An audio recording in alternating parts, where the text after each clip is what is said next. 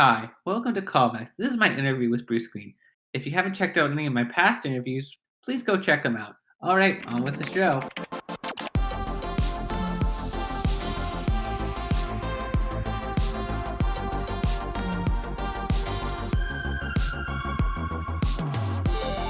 Welcome back to Kallbacks. My guest today has worked as a DJ on radio. He was a segment producer on the TV channel G4 on their television show Attack of the Show. He then worked at the YouTube channel Machinima and their sub-channel Inside Gaming. There, he left it to work for the production company Rooster Teeth, who's known for creating the show Red vs. Blue. There, at Rooster Teeth, he created the gaming channel Funhaus, where he helped make video gameplays, podcasts, fan Q&As, live-action skits, animated cartoon, in addition to reviewing and previewing various video games. He then left Funhaus to start his own business and now streams currently on twitch.tv/Bruce Greene. As well as being streaming on Twitch, he does various podcasts and now has started a new gaming and legally distinct named gaming news YouTube channel, Inside Games. My guest today is Bruce Greene. How are you doing today, Bruce? Awesome. I'm doing good. I have so many different things to do today, and I'm really excited and also stressed out. It's great. It's that time of year. It's like that Thanksgiving, Christmas. It's always the busiest. Yeah. So my first question is, can you kind of talk about growing up in like Los Angeles, kind of your childhood? Sure. Yeah, I was born and raised in Los Angeles, and it's one of those things that a lot of people I feel like kind of don't understand is that when you meet people in Los Angeles, usually they're not from Los Angeles. And I am, and a lot of people are always like, "Oh man, people in LA are the worst. People from LA are the worst." And in reality, the people from LA are actually pretty great. And I'm not talking about myself. I'm just talking about the other people that I know that are from Los Angeles. It's the transplants, the people that come to Los Angeles, and then they've only been here for a few years or whatever. They're coming out here because of show business or who knows what. They're the ones that are giving Los Angeles a bad name generally. The people here in Southern California, because I lived in Santa Barbara for years too, super relaxed, really just generally a nice demeanor. And I've really loved growing up in LA. And you're kind of always around the entertainment business and content creation. And that was something that was like a passion of mine because I got to see other people do it, and I knew that it existed here in my town. So I really liked it. And so growing up there, you would say kind of led to you kind of wanting to go into the entertainment business? I think so. Both my parents, especially my dad, was really into movies. He loved movies. So when I was a kid, that's what we did. We watched movies together. We watched television together, and my dad loved the behind the scenes aspects of that stuff. So he would, we would always talk about like which director was, a visionary in terms of making good movies, or which television creator was great at making television shows, and those are sort of we wanted to find out the people behind the stuff that we watched, and I think those are some of my earliest memories are me watching Return of the Jedi over and over and over, and eventually like when you're a kid, you watch those movies and they're magical and, they're great and you love them. But as you grow up, you start to figure out like, well, wait a minute, how did this get made? Like, how was this the thing? This didn't just come to be, naturally. This is like somebody actually sat down and mapped all this out. So I was fascinated with that. And that's why I did it, because I was super excited about how to make content, and how to make those sorts of things that influence people all over the world for years and years and years. And also it's just generally really fun. From what I understand, from what I've researched, your kind of career is your stint as a radio DJ. So would you talk about that? Oh, sure. Yeah. So yeah, when I moved to Santa Barbara when I was like 14, 15. So I went to high school and college there. And around 18 years old, there was a little radio station there, called KJEE. That's kind of like a K-rock, like a modern rock style radio station, and I listened to it all the time when I would drive to school and drive to work. And again, the same deal. So the more that I listened to it, the more I was like, how does this come to be?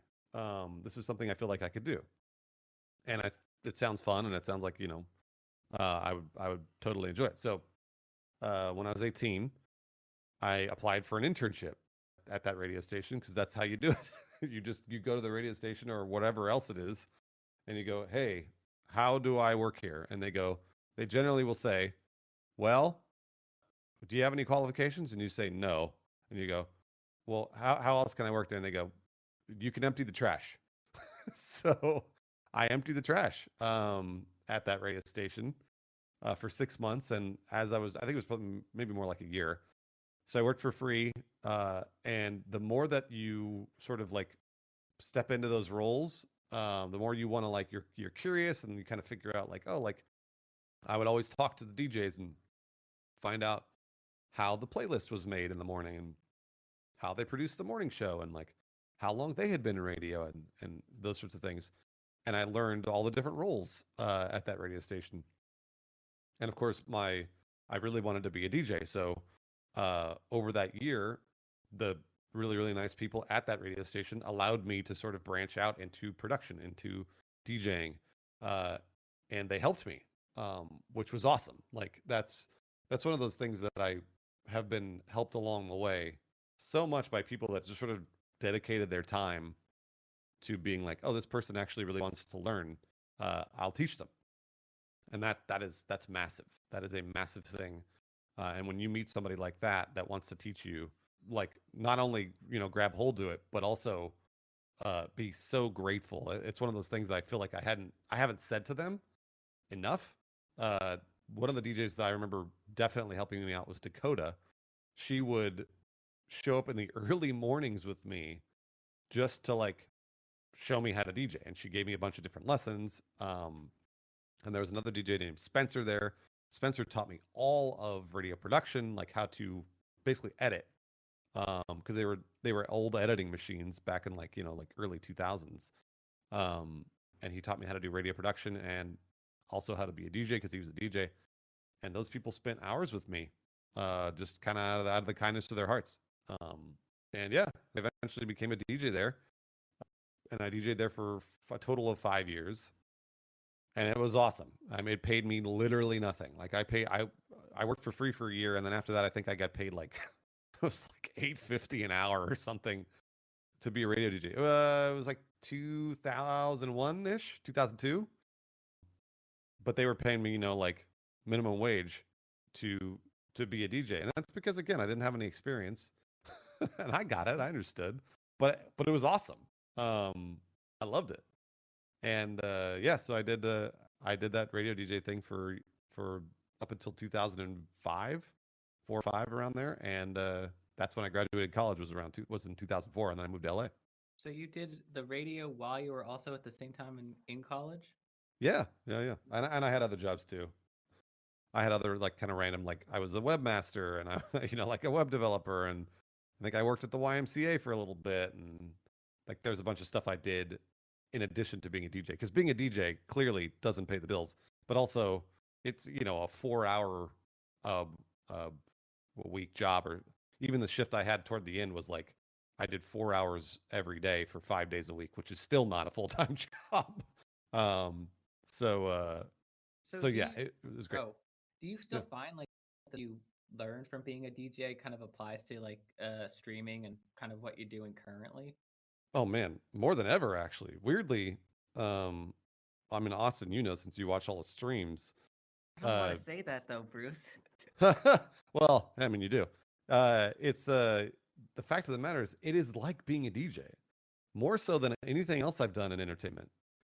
It's so interesting because like being a DJ, you come on the air like every, let's say 5 minutes or so, every 3 to 5 minutes, because you play a couple songs and then you talk in between songs, and you were live for 30 seconds, a minute, or whatever. But sometimes you had to read ads, and sometimes you had to do commercial breaks, and sometimes you had to do like promotions or giveaways or whatever else.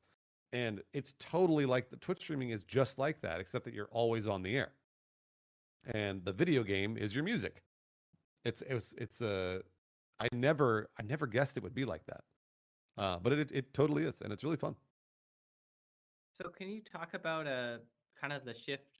I mean, I guess after college and then kind of working for G4 and then on Attack of the Show, and then how that Sure. started and how you became a producer there.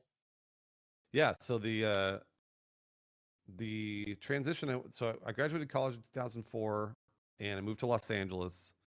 And again, you start over there. So like I don't have any contacts. I've got nothing really. I have a few people that work at a radio station here in LA called K Rock that I was like, hey, I can, like come and DJ. And they're like, ha ha, that's funny. No, you can't. So I worked part time at K Rock. That was really more in 2006. In 2004, when I first moved to Los Angeles, I applied to G4. And G4 had been a television network for a couple of years, I think, at that point. And it was something I knew about because I watched it all the time, but it was really low rent television that was somehow a cable network. And I loved it. So I applied over and over and over on the website for a bunch of different jobs I was not qualified for.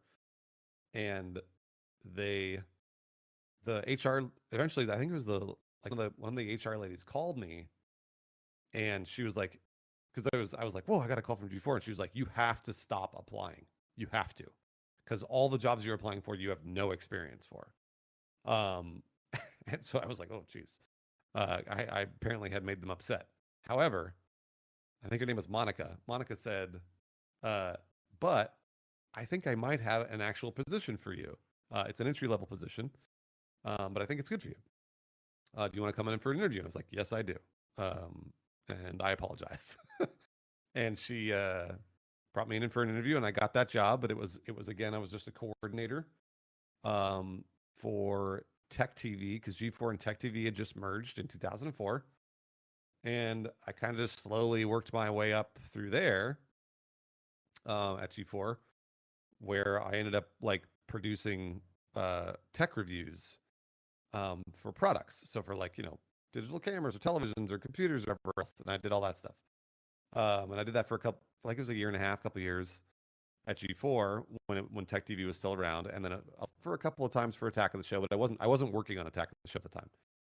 And then I got laid off because they didn't have room for that tech lab anymore at G4. So I got laid off.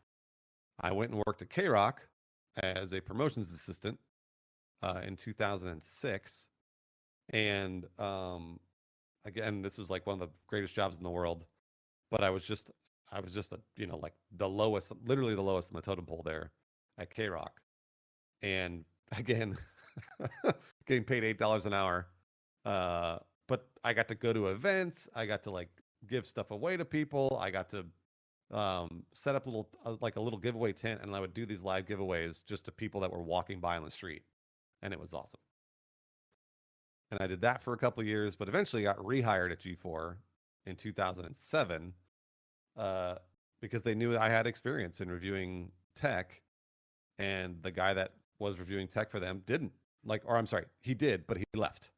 And so I started back on G4, and this time I got properly hired on Attack of the Show. And I was hired on Attack of the Show for the next 4.5 years. It's 4 years. And then that's when I was I was producing tech reviews and a lot of other segments for Attack of the Show for about 4 years, 2007 to 2011. So what was it kind of like working with, I guess, the celebrities and sort of doing all the segments and stuff? Yeah, the working on Attack of the Show was awesome. A lot of the producers there are still some of my like best friends, and they're the greatest. They were incredibly hard workers there, and we called it TV camp because that's what it was. We were all relatively inexperienced for producing a daily hour-long live television show. That said, we all killed ourselves, worked our asses off to make the show good. And just the other day I was thinking about this, and I feel like I did the math on this, but I reviewed tech products for Attack of the Show. I would produce the segment called Gadget Prawn, and I did that for 4 years. I did it 3 to 4 times a week for 4 years, and I don't even know what the math is on that. That's over 1,000, right? so I think it's like just right around 1,000 products that I reviewed and produced a segment for on Attack of the Show. And then I also did other segments there too. And that was my job. So my job wasn't necessarily to always work with celebrities. My job was to work with tech. And it's funny that you say celebrities, Austin, because it was rare that we got like an actual celebrity on the show. There were a few times that we got people that I was like, oh, wow, that's really cool. There was one time I got to produce a segment with James Cameron. He brought in his 3D camera that he shot Avatar on, and we did a gadget prawn on that 3D camera. And so I worked with James Cameron to make sure I produced the segment correctly and got the right B-roll, and like it was fucking crazy. Like it blew my mind. And he was a super nice dude. James Cameron, I think, actually really liked Attack of the Show, and he wanted to come on. So he came on more than once to that show. But he was just a really nice guy who knew his shit and was like, right down the line. And I got to work with Allison Brie. We got to produce a segment with Allison Brie. And then, of course, it's funny because I didn't think of them as celebrities. I thought of them as coworkers and friends. But like, I got to work with Olivia, and I got to work with Kevin, and I got to work with Chris Hardwick, and like, I got to work with Sarah Underwood and like lots of other people. But again, they were my coworkers and they were my friends. So it was great. So I don't know if you saw this, but I think this was like announced a couple of days ago that they're doing a G4 reunion, and I know they're doing stuff, and I know you know nothing, but I want to pick your brain on this. Do you think Attack of the Show and like will come? Do you think it could come back and be successful based on like nostalgic people are for it? No. Generally, nothing survives on nostalgia. And I'm not saying that because of Attack of the Show. I'm saying that because of nothing. So you can't just bring it back and be like, hey, it's the same thing. And I know that they're not doing that. I know that they are trying to bring back Attack of the Show. But I know the people behind it, and they're going to make it something that is better. So there's the nostalgia of getting, like of seeing the brand that and those sorts of things and being like, oh wow, it's back. But it has to be good in order to sustain. And so I do have faith that the people there at G4 making that are actually making it better. So nothing survives on nostalgia, including G4. And this is something that I've said 100 times on stream, but like people are always like, oh man, I miss Attack of the Show and I miss Kevin Olivia and oh wow. And nobody watched the show when it was on, Austin. I saw the ratings. I saw the ratings for the show once a week, and there was nobody watching that show. So it's interesting to me for people to be like, man, I can't believe G4 went away, and like I can't believe that like I missed Attack of the Show. I was like, what the fuck? Nobody watched it. So let me tell you this, guys. Use your eyes, use your dollars. If you like something, continue watching it. If you like something, don't be like, oh, Attack of the Show will be here forever. It won't. If there's some television show that you're really into, really like actually, dedicate your time to it, watch it, support it. Because otherwise it will disappear. And then you'll be like, oh man, well, there it goes. And G4 was just like that. Like we all worked really hard on it, but it always seemed like the viewership was really, really low. I guess after that, can you kind of talk about transition from G4 to Machinima? Yeah. So in 2011, I had a bunch of friends that were leaving. They were literally leaving G4 for a place called Machinima, and I mean a ton of them. One of them being Sark, and there were a bunch of other people that had moved over to this Machinima company that was apparently making YouTube videos, and I could not for the life of me wrap my head around it. I was like, this is how are they making money on the videos that they're putting out on YouTube? Like, this doesn't make any sense. So I kept talking to my friends, and I was like, well, what's going on over there? And they would tell me, and I would be like, what? Okay, well, and I could tell G4 was sort of wrapping up. I ended up leaving 2011. I think it ended in 2012. And I was like, okay, well, you know what? This seems like the future, but I don't know why. Like I don't know how the nuts and bolts of it work. That said, I really wanted to be on camera. It was that was something I had always wanted to do. I loved being a DJ. And when I went and worked at G4, I was never on camera really. I was like, I was a producer. So my job wasn't to be a host or whatever or talent. It was just to be a producer. Occasionally I would be on camera on G4, but it was, for whatever. I was in a costume or some dumb shit. And at Machinima, it was really important to me that if I moved, I would be on camera and also be a producer. So I was. I produced a little show called Recnology there at Machinima. That was like I would review a piece of technology and then I would wreck it in some creative way or whatever it was. And that was my sort of first foray into making a show, but it was a YouTube video. It was maybe a 10-minute YouTube video that they would put on Machinima's channel.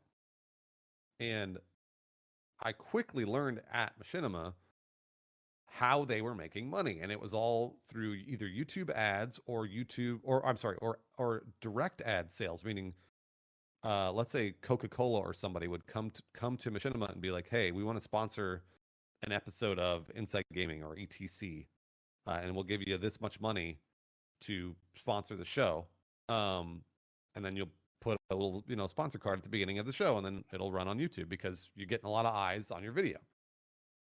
So that's how they made money, and it blew my mind. I was like, this is crazy. I don't how they why are they paying people to when it looks like let's say a video has 1 million views, you don't really think of it as like you're like, oh, like that's 1 million people that watched it, because in truth it's probably not 1 million people, but the unique views and a normal YouTube view count are I think they're separated by like 30-40%. So there are a lot of people watching those shows on Machinima. And what I didn't realize is when I went to Machinima and those videos were getting millions of views, is the viewership on Machinima was way higher than on Attack of the Show on G4. At least according to the Nielsen ratings of Attack of the Show. And it took me I want to say a year or so to sort of have that realization at Machinima. And so the stuff that we were making was getting, millions and millions of views. And it was crazy. It blew my mind. So this company sort of kept trying to get to a spot where it could make produced content. It made a Halo show called, I think it was Halo Forward Unto Dawn. That was a live action Halo series. It was cool. And they were paying money for television quality shows or productions and then putting them on YouTube. And we were sort of trying to make our way at Machinima by producing a daily video game news show. And again, I was no stranger to producing a daily show because I did that on Attack of the Show for years. So we did the daily video game news show called Inside Gaming. And we also did a thing where we did a comedy gameplay channel, because comedy gameplays were all over the place, and that was what Machinima was. Is that was the point of a gameplay, was either really good esports style gameplay or funny, and we could do funny, so we did funny. Just making sure, was this all in 2011, or is this after you joined? No, this is all.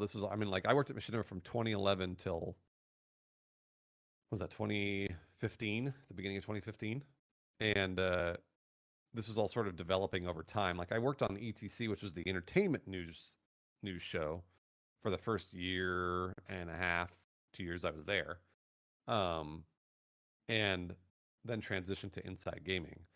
So we were still making daily content, whether or not it was entertainment based or it was video game based. And YouTube is a completely different beast. You have to figure out how you're going to get people to click on stuff with thumbnails and titles and blah, blah, blah. Whereas on television, you're just hoping people will happen by your channel. But on YouTube, you could sort of control how many eyes you got, kind of. Yeah, so that was sort of my journey at Machinima. Was arriving there and being I don't understand how any of this works, and then sort of catching on to it over the next 4 years, and really understanding that this was actually the future. This 100% is where everybody's eyes are going now. Because YouTube at that time, I think people were like, "This, it's only for viral videos. Only for Charlie bit my finger. It's not for producing produced content." And it really, truly has become that now. Like people go there to watch shows. Very much agreed. So very similarly, I guess, from Machinima, you kind of then go to Funhaus, and then Well, do kind of what you. so we didn't go to Funhouse. We went to Rooster Teeth. So at Machinima, we did like we were making that daily video game news show, and then also making our comedy gameplay channel, and we could kind of see the writing on the wall at Machinima. It just didn't. Again, it was sort of overreaching, and they were trying to produce television stuff that was going on YouTube that wouldn't necessarily hit, and we knew it wouldn't. And we were watching that kind of not work, and so we were like, all right, well, we got to figure out how to get out of here, and go to a place that wants to support what we're doing. Well, Rooster Teeth was that company. We were in talks for a very long time with a lot of different people in order to sort of get us over to Rooster Teeth as a group, because that was a real big move. But we basically just took what we were doing at Machinima and did it at Rooster Teeth under a different name called Funhaus. So again, we were making a daily video game news show and a comedy gameplay channel, but the comedy gameplay channel sort of took front and center at Rooster Teeth over time. That became our bread and butter, whereas before it was the video game news show at Machinima. And yeah, I mean, we just did that and sort of grew the brand. We grew our personalities. We obviously worked really well with the people at Rooster Teeth because they were all doing very, very similar stuff in terms of comedy and gameplay, like Achievement Hunter, and then obviously like they loved narrative content, and we did too. So we were trying to figure out how to make narrative content, like the Sex Swing animated cartoon, and like that cartoon. Yeah, it's fun. It was fun. I mean, this is someone who's like knows a lot of people who likes cartoons and saw like people I'm like, I really enjoyed it, like for what it was. Yeah, I mean, it was fun. We enjoyed making it. And then we also made that live action sketch show that we made on the tail end of when I left. And yeah, I mean, Rooster Teeth was generally very, very supportive, especially the first couple of years we were there. Because Rooster Teeth was still a relatively independent company. They had just gotten bought by Fullscreen. And that was in 2015? Sorry. That was the very beginning of 2015, yeah. Yeah, and it was those were good years with Rooster Teeth for the first couple. How did it feel kind of starting your own business, like wanting to you've talked about, I mean, when you left, you talk about the ideas like I've made really successful brands for other companies. Now I'm making my own. How did that feel to leave? Was it nerve-wracking? Was it but did it also feel freeing, in a sense? Yeah, so at the very end of my stint at Funhaus, because I left in 2019, I mean, to be fully transparent, in 2015, when we left Machinima to go to Rooster Teeth, we were talking about going out on our own. Like we were talking about starting our own business in 2015 and being like, we could totally do this on YouTube. It's just going to be a lot of work, because it is a lot of work to start your own business and keep people employed and, like do all the dumb, boring shit that companies do, like taxes and contracts and all this other terrible stuff that you have to deal with when you start a company. And so we ended up not doing that. We ended up not going independent and instead going to Rooster Teeth because we knew it would be an easier transition. That way, the company's got everything handled. We feel a little more secure at a company. However, anything you create, especially if you're a content creator, they own. So we created the Funhaus brand and all the videos we made and, all the stuff that we did, the merch and all that, that's all owned by Rooster Teeth.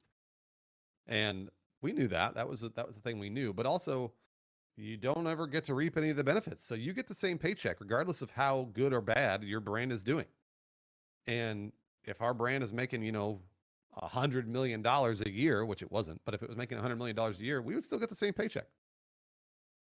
And eventually that's why I left, because Rooster Teeth as a company in the last couple of years has definitely become more corporate. And that's like, a lot of people would see that as a bad thing. It depends on how you look at it, really, honestly. It's like if you feel security and you want that, you want that more corporate safety, then that's a great company to be at. But if you don't want that, if you'd rather, try and I feel like you have a little more creative freedom, and like you can. I mean, we had a lot of creative freedom at Rooster Teeth, but if you want more freedom in general, then you would start your own business. And Rooster Teeth in 2018 got fully bought or majority bought by AT&T.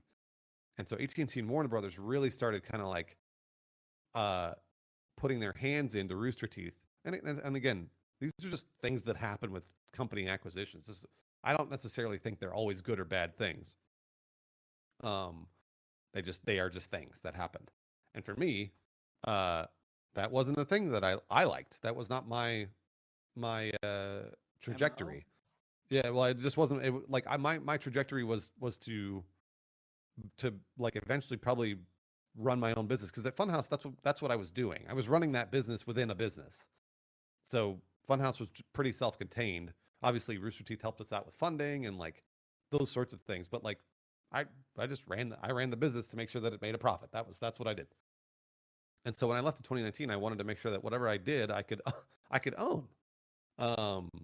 And I could control, like if I start a little production company or whatever, I could control that. So then that way I could produce what I want to produce or not. I can, if I start another brand or if there's some whatever else, like who knows what happens. We produce a narrative television show for ABC or something. It's like, well, if that gets produced and it's good, then we have an ownership stake in that show. Whereas before, I didn't have that. If anything we made at Rooster Teeth, that was, or Machinima, or G4 for that matter, those just didn't. You don't own that stuff. They own it. So yes, that's why I left it in 2019. So to that point, was there ideas you had? You're like, I'm gonna save this for myself, so they don't own it. For me personally, not really. No, I didn't. People definitely did that, but that was not me. I genuinely believe in the company that I'm at until I start to wrap my head around leaving. So like for the first few years, I'm always definitely dedicated to working at that company and giving them the best ideas I could possibly give, because I want to give them 100%. I always do. So there were never things that I was sitting on being like, oh, like this is it. Like when I leave, that's not my style.